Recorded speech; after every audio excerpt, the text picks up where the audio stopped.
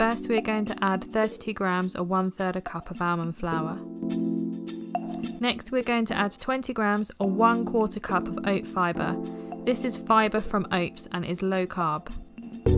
Next we'll add 95 grams or 2/3 a cup of vital wheat gluten. Next we're going to add 1 tablespoon of powdered sweetener. I used erythritol. Add 1/2 teaspoon of salt. I just eyeballed it here. Then add 1/4 teaspoon of xanthan gum.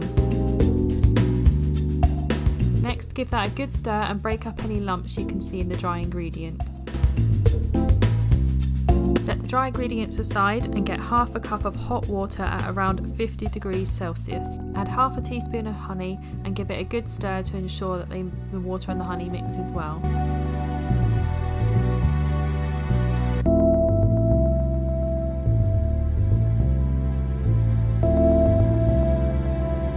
Next add 1.5 teaspoon of instant or quick acting yeast.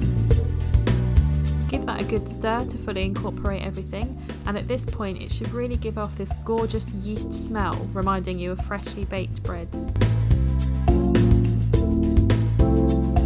Next you're going to add 1 lightly beaten egg.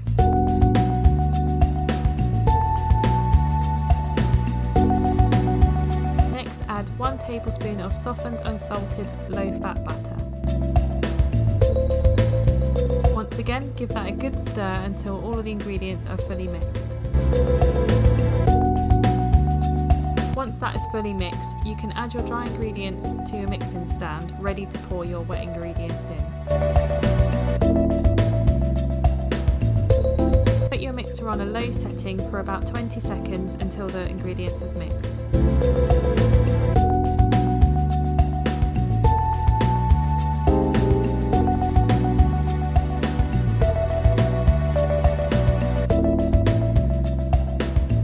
After about 20 seconds of mixing, try to scoop your ingredients roughly into a ball.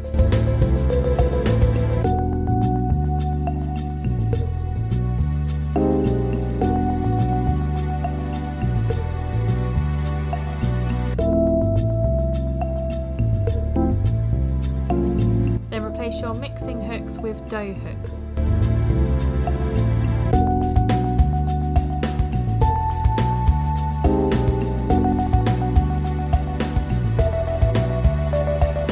Place your mixer on a medium setting and knead the dough for about 7 minutes. If you find the dough is spreading out too much, simply press it back together into a ball.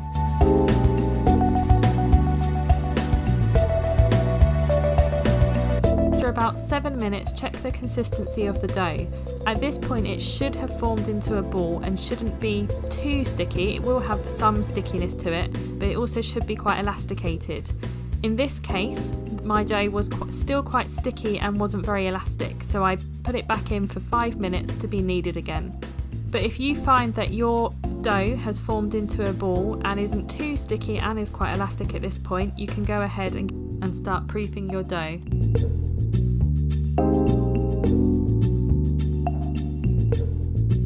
Looking much better now, so this can be taken out ready for proofing.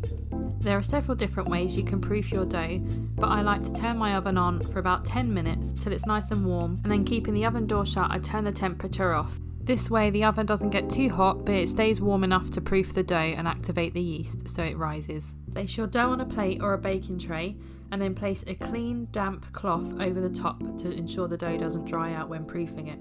For a thin crust, you'll only want to proof it for 5 to 10 minutes, but for a deeper crust, proof it for up to 20 minutes. While the dough is proofing, we'll make our pizza sauce. First add 200 milliliters of passata. Then add 1 teaspoon of garlic granules.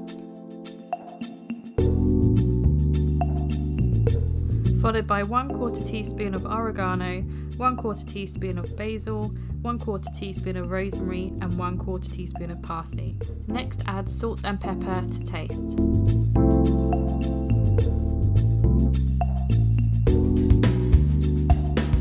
Give this a good mix and your pizza sauce is ready to go.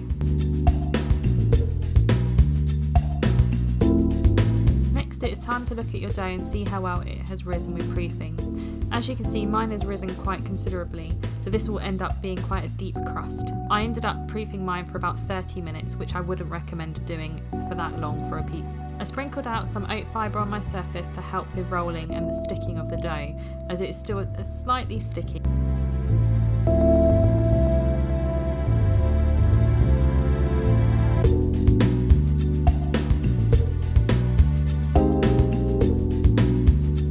Start to roll our dough out into a circular shape for the pizza crust. You may notice it's quite resistant and the elasticity of the dough springs back into shape as you roll it. Don't worry, keep at it and you will get the desired shape.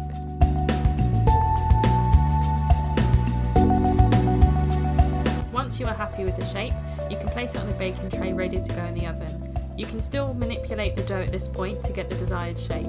I'm happy with the dough, and this is the thickness of it before I've placed it in the oven. I have my oven preheated at 200 degrees and this is ready to go in for 10 minutes. Here is my crust out the oven.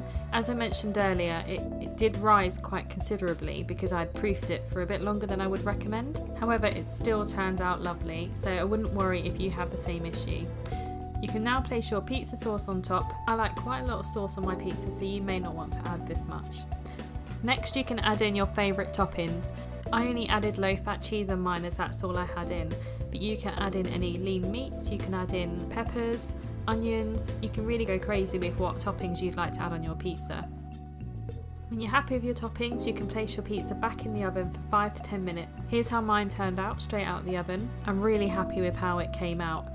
Despite the fact that the dough had risen a bit more than I would like, it still turned out really well. The crust was lovely and firm on the outside, but beautifully soft on the inside, exactly how you would expect a normal pizza crust to taste. And there you have it, a beautiful, low carb and reduced fat pizza that won't impact your blood sugar levels. I served mine with a nice salad, and no one could believe it was a low carb and reduced fat pizza.